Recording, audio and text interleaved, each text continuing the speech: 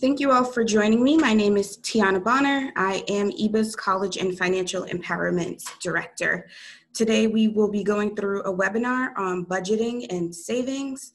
And again, I have my information at the end for you to grab so that you can contact me further via phone and or email. So let's begin, budgeting and savings.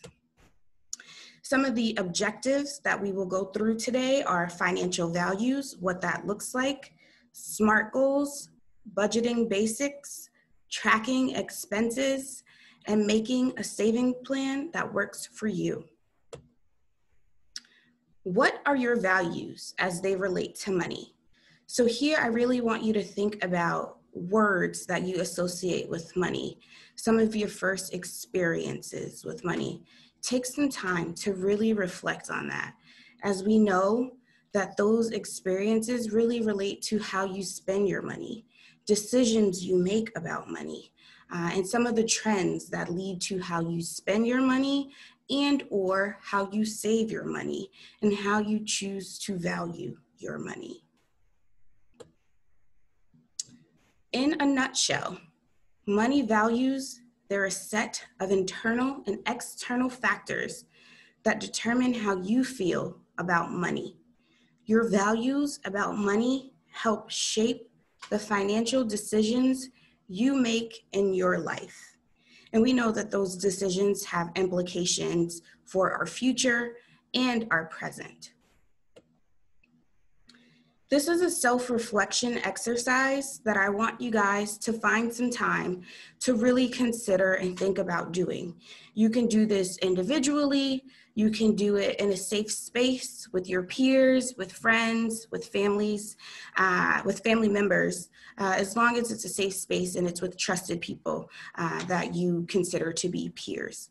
So in your free time, again, individually or with friends and family, in a safe space, take some time to reflect and write down values that you associate with money or words that describe feelings you have when it comes to money and or values you would like to have about money. Write for about 5 minutes, reflect and debrief. So some examples of that, if I were to do a quick brainstorm, some values or words that come to mind about money would be emergency savings, planning, scared, fearful, future. So things of that nature, things that come to mind within 5 minutes that you associate with your core values, your beliefs about money, or they can be things that you want to feel, things you want to associate with things about money. And so you can do that, take 5 minutes, things that just come to mind immediately. And you'll be surprised. These may be things that you have no idea that you thought you associated with money. They may be ideas that you had no idea that you wanted to associate with money. They may be things that you would like to acquire with money based on your values. So take some time, really process, really hone in on this, and be able to really be honest with yourself about these values that you hold true about money and your feelings. Some questions to reflect on and debrief as you think about how that made you feel, that exercise, because it's really interesting. It's one of those exercises that you find to be very reflective, and you also find to be very refreshing once you've completed and taken a look at the words that you were able to jot down in a matter of 5 minutes. So some of the questions: does your values about money align with your priorities? So think about that. What are some of your priorities that you've held true to be some of your goals that you would like to accomplish financially? Do your values about money move you closer to financial stability? However you define financial stability for yourself as an individual, for your family, do your values help you move closer to your goal for financial stability? Do your values about money make you happy? Do your values about money make you happy? So those are some questions to think about in your reflection as you're debriefing that exercise. And it'd be interesting to have that conversation with peers if you did it in a group setting, and also amongst your family. If you've done it with your partner, if you've done it with children, if you've done it with teens, if you've done it with additional relatives, siblings, have those conversations as you feel comfortable having them and being open and honest about money and how you guys value it. One of the things that we recognize in this work that we're doing is that money is not an easy conversation to have. We recognize that, but it's through these conversations, through these presentations, through the workshops that we're able to provide and facilitate that we begin to kind of demystify what we thought we've always known about money and start having these hard conversations and making them easier to have and allowing folks to really open up about their financial situation, their financial health, their financial well-being, and move to a space of financial freedom and financial empowerment where they're really able to tackle the needle and move to their financial goals and pursue mobility. And that is the goal. That is the goal. So if we take a look at this visual here, in one circle, you have your money on the left, to my left.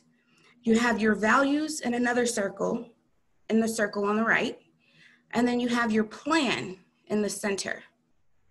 So what this visual is representing is both the goals of your money and your values aligning with one another, which is really powerful because once your money and your values align, you get your plan.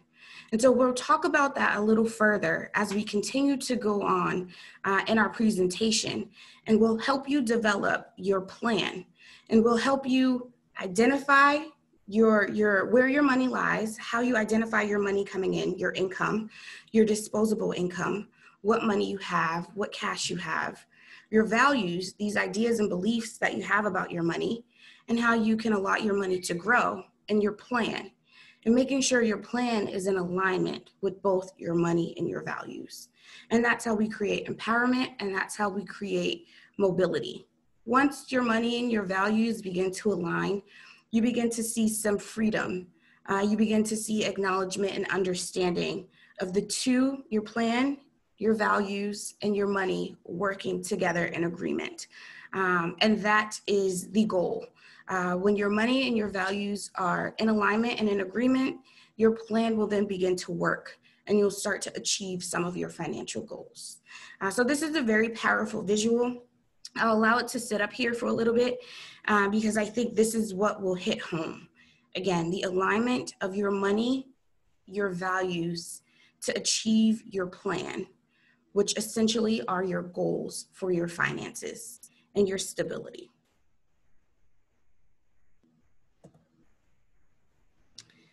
Financial planning, okay? So again, remember, your financial planning becomes in alignment when your money and your values overlap with one another. That's where your financial plan comes together, and it's all in tune. Financial planning, setting up a better future. So some of the components that are integrated into financial planning include your current financial situation, developing financial goals, alternative courses of action, evaluating your alternatives. So figuring out where you are. If something's not working, how do we go back to the table to create a new course of action to figure out something that does work? Implementing a financial action plan and revising your plan. Again, so it's always a work in progress, but what are the tools that we need to make sure that our revision is going to work best for us and our lifestyle, okay? So our current financial plan is where we determine our financial situation with regard to our income, our savings, our living expenses, and our debts. So taking a realistic picture of where we currently stand in the moment. in the present day where our finances are. All the income we have coming in, what savings we have, if any, our present expenses, be it rent, childcare, groceries, all of those things, and debts, if any, if we have any, credit cards, student loans, any debts that we may have, figuring out our current financial situation. After that, we go into phase 2, where we develop our financial goals. So taking a look at your financial values that we've identified in the first exercise and recognizing what our financial goals are by mapping out SMART goals, which we also will dive into in this presentation. Identifying how you feel about money and why. So taking a look at where those feelings come from. When were we introduced to those feelings and how did those feelings come about? So that's really important to understanding where your values come from and how can we get some support in demystifying those values if those values don't serve us and helping us achieve the financial value, our goals, and our plan, okay? Alternative courses of action.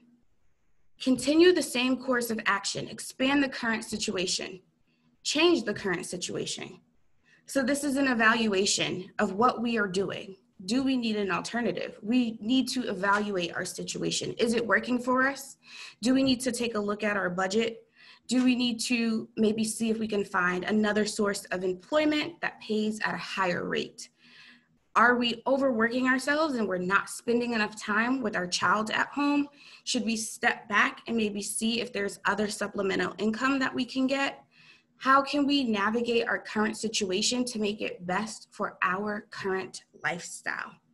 What alternative courses of action can we take? Asking ourselves the deep dive, hard questions, but being very realistic to our present current financial situation. Evaluating the alternatives.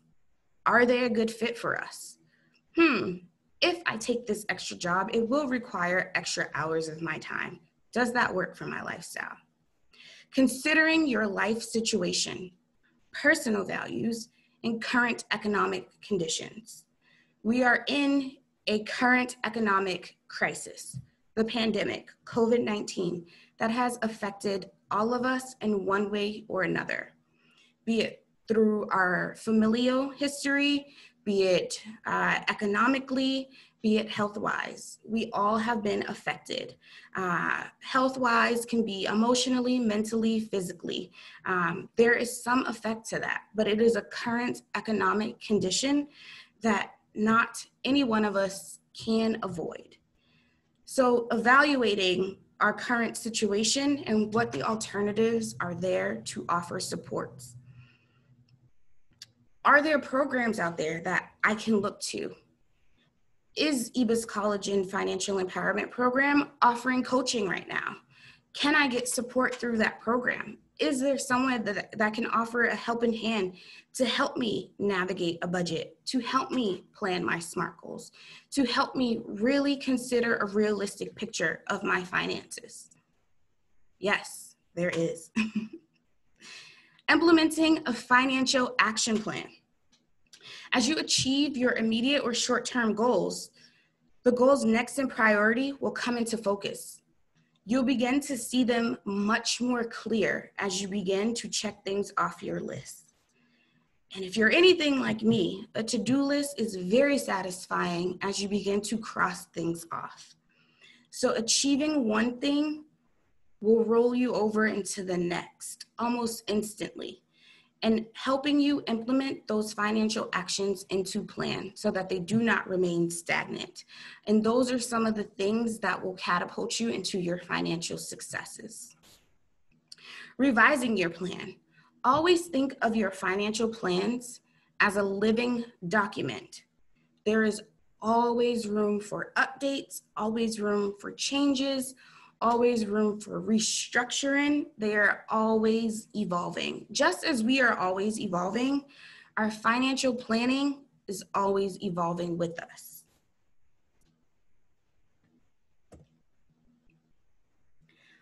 Now let's think about how you would assess your financial situation.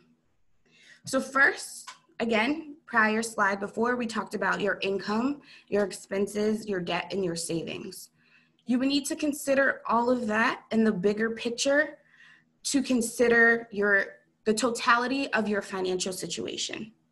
Your income, all of the money you have coming in, all of the cash flow you have coming in from a job. If you've received benefits, it would be inclusive of all of the income you have coming in. Your expenses, all of the money you have going out, your rental payments, your car note, your car insurance, everything that you have going out, income coming in, expenses going out, your debt, any money that is owed. Again, your debt, any money that is owed, be it a loan, be it a credit card payment. It is any money that is owed.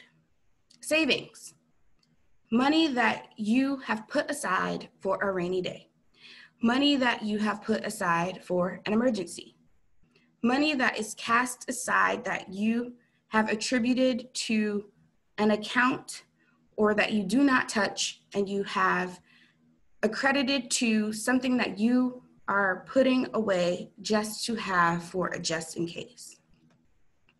Outlining your priorities. So your priorities are a part of your goals. And again, we will talk about goals specifically in the framework of financial SMART goals. Identify your problem spending areas. What are areas that you think you can cut back on? You buy a coffee every day. That adds up. Or you're, spending money on getting takeout every day, but you can cook, or you just spent $150 on groceries and then you're going to buy a pizza for the kids later that evening. Identifying your problem spending areas. This is another space in this assessing of your financial situation where it is really, really crucial to be brutally honest with yourself.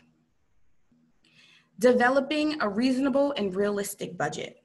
The more realistic the budget, the more you will be able to stick and adhere to it, okay? So again, develop a reasonable and realistic budget. And when we develop a realistic budget, we are able to really adhere to and stick to our budget. SMART goals. So again, just mentioned on the prior slide, what is it we want to get from this, okay? So financial goals, they can look like anything from getting out of debt, creating an $1,000 emergency savings, paying off credit card debt. We'll talk about SMART goals, be it short, medium, or long-term. So SMART goals, as an acronym, we have S for specific, M for measurable, A, achievable, R, realistic, T for time-bound. Specific, I would like to save for an emergency savings. Measurable, I would like to save $200. Achievable, I think I'm gonna set aside $50 per week for 4 weeks. Realistic, I'm gonna check in with myself every week and I'm gonna write this down in a check register. I'm gonna do this over the course of 1 month. SMART goals will also help you hold yourself accountable to what it is you are setting out into your financial goal. In this goal here, we have what we're saving, what it's for, how much, how long we'll be saving for, how we're holding ourselves accountable, and when we will check in each week. And it's a self-check-in. So that is being reflective, it's being accountable, and we know how often to check in, how much, We're setting aside for how long, what our total will be, and where it'll be, and what it's for, our emergency savings account. All of that is encompassed in this one SMART goal. This is brilliant. This is a brilliant tool. It is error-proof. It is magnificent. It is to behold. It is a really great tool. Now that we've reflected on values, where our values with money come from, what they look like, what they feel like, we've talked about some financial goals, how to set up a SMART financial goal, how to hold ourselves accountable, some financial planning. Now we're going to move it on to setting up a budget and things to keep in mind when creating a budget. First thing you want to do when setting up a budget, you want to really hone in on you and recognize that budgeting is all about your confidence. It is not about guilt. Okay? Budgeting comes from within. You really have to believe in yourself that you are capable and you deserve to achieve all of the outcomes in which you adhere to. So you deserve to get the fruits of your labor at the end of once your budget is successfully completed. So budgeting is about confidence, not about guilt. Do not compare yourself to others. Everybody's financial situation is completely different. And chances are other people, when talking about money, are not being honest with you. And chances are they're not being honest with themselves. So do not compare your financial situation to the financial situation of others. Savings is an expense too. What do I mean by that? Well, Tiana, so one of the things that you may often hear people say is when they get paid, they pay themselves first. That's because they're putting money aside in their savings. So when you're budgeting, make sure you budget the money that you're going to allocate to your savings. Pay yourself first. That is a great phrase, a great tool to remind yourself.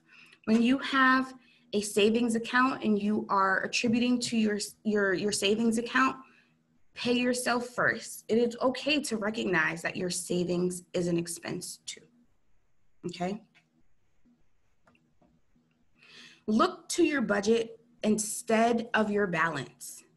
Make sure that you are looking to your budget because your budget is fixed with your expenses that you do need to pay, okay?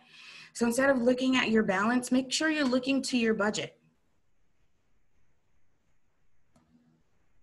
Prepare for emergencies now more than ever. Again, just emphasizing that we are in a state of a pandemic.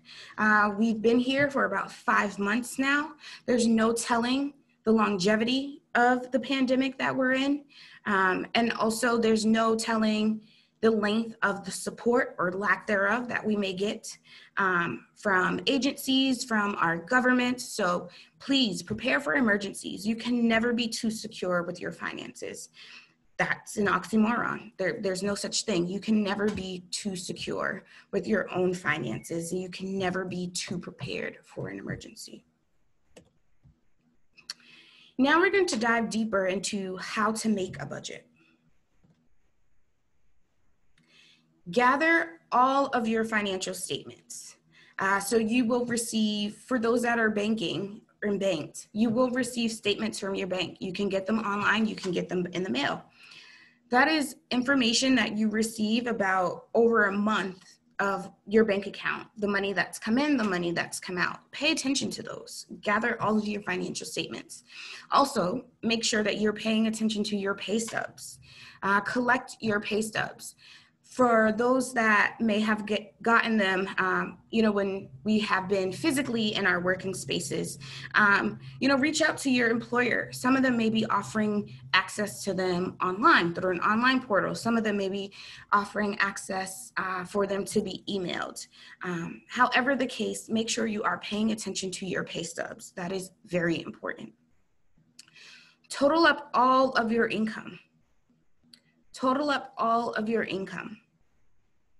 List all of your monthly expenses and divide into categories and subgroups. So again, I'm talking through this, but on the next couple of slides, I do have examples of budget worksheets that we will talk through as well, but I do have a visual so that you guys will be able to see them. Subtract your expenses from your total income. So again, your income, money coming in, your expenses, money going out. Review and adjust expenses accordingly. Remember, just like your financial planning, your budget can also be a living document. Not all of your expenses will be fixed. Some of your expenses are variables. You can spend $100 on groceries one month and $150 on groceries the next. So that will be an expense that you know you will have to adjust. So that is absolutely okay. Review and adjust expenses accordingly. Here is an example of a budget sheet. And there are many of budget sheets and worksheets online that are free. And there are some that are able to be printed out, and there are some that you can adjust directly through the computer. So at the top, you'll notice that there's an opportunity for you to enter the month and the year. And then there's an opportunity for you to enter your income for the month. It has paychecks, so salary after taxes, benefits, and check cashing fees, if any at all, and other income. So if you're getting income from child support, if you received reimbursement for something, that is other income. Again, emphasizing income being all money coming in. You total it all up and you have your money for your income for that month. And then it categorizes. So these are some of the subcategories that you can include for your budget. Housing. So on the left-hand side, you have housing, food, transportation. Okay, so rent or mortgage, insurance, if you have renter's insurance, utilities, electricity, gas, internet, cable, and phone, housing expenses. Then for food, there's groceries, household supplies, takeout, so meals out, and other food expenses. Transportation, if you take public transportation, taxis, you know, getting with the times, modern times, there's Lyft and Uber. So if there's ride share that you guys are engaging in, you can make sure to add that here. Gas for a car, parking tolls, car maintenance, oil changes, car insurance, car loan, other transportation expenses. Okay, you would jot all of that down for how much you attribute your expense for the month. Sorry about that. Additional categories that can be included in your budget. You have health, personal and family, finance, and other. So in health, we have medicine, health insurance, and other health expenses, doctor's appointments, eyeglasses, so co-pays could be included there as well. Personal and family, childcare, child support, money given or sent to a family, clothing and shoes, laundry, donations, entertainment. Many of those things are closed now, given the phases in which we are in due to the pandemic. So that likely would be a no expense for a couple of months out. Other personal or family expenses. Finance, fees or cashier checks for money transfers. Prepaid cards or phone cards, bank or credit card fees, other fees. Okay? School costs, supplies, tuition, student loans, other payments, credit card, savings, other expenses. For the other payments, other expenses, credit cards, and savings, those can even be grouped into the finance. It all depends up to what you would like your budget to be structured and how you would like your budget to look, okay? This is just one example. Now, what also goes hand in hand with the creating a budget is tracking your expenses, because you want to make sure that since we've created a budget, we're staying on par to the budget we created. And how do we do that? We need to track what we're spending in each category. So keep a record of all your expenses. You can do traditional old school, pen and paper. You can do an envelope system. There's an image right on the screen where you have envelopes eating out, gas, beauty, groceries. If we allocated $50 for gas, that is how much money, that's how much cash we'll put in our gas envelope. If we've allocated $150 for groceries for the month of September, that's what we'll put in the groceries envelope. Once we've spent the $150 for groceries, that's it for the month. Once we've spent the $50 for gas, that's what we spent. We want to make sure that we do not go over the money that we've allocated in our budget, okay? And there are also, you can set up an Excel spreadsheet for your budget. You can use the tracking sheet that we've done, and you can track along the way. So once you've hit your target, you can max it out on your budget. You can write it in, but be honest, because if you spend over, then you must write down what you've spent alongside that budget. So you can see where your money is going, and you can calculate and total it accordingly and see what the difference is. So you can really, really see where your money is going. Okay?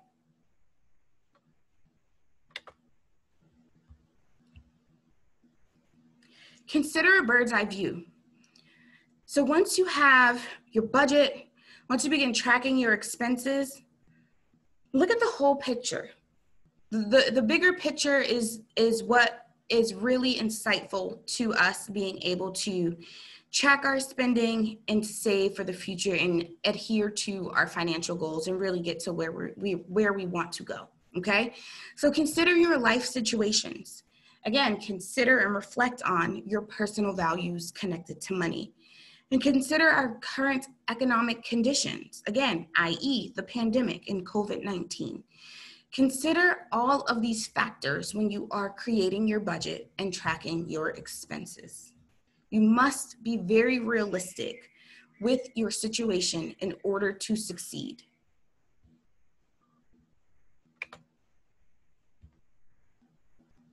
Review and adjust accordingly.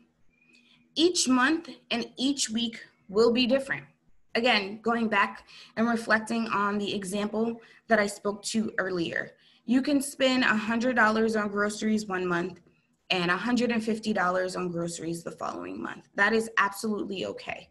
You just must adjust accordingly and make sure you make a note of that and maybe figure out the trend. Why is it that one month was $150? You know, holidays are coming up. You may spend more in those months on groceries if you're often cooking and hosting during the holidays. But hosting may in fact look different this year if you're doing smaller dinners considering the pandemic. So again, be mindful of our current situation, what's going on, and what that will look like for your family. Adjust when needed. Consider unforeseen events. Do not beat yourself up if it does not go according to plan. And most significantly, most importantly, do not give up.